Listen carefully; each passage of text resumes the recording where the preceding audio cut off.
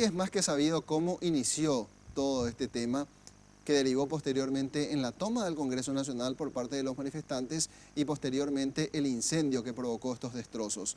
Pero nosotros pudimos acceder a la imagen desde adentro, segundos antes de que inicie todo esto.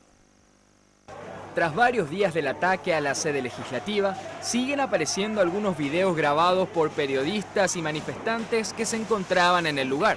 En estas imágenes observamos el momento justo en que se iniciaba la toma.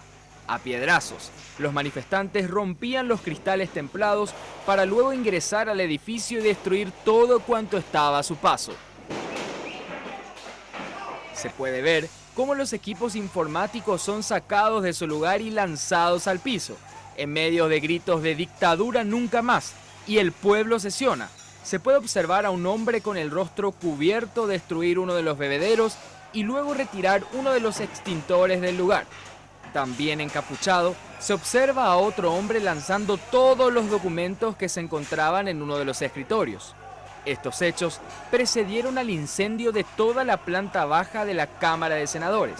En la sede continúan las pericias e investigaciones que ya detectaron fisuras en el sector del subsuelo, lo que pondría en riesgo a toda la estructura edilicia.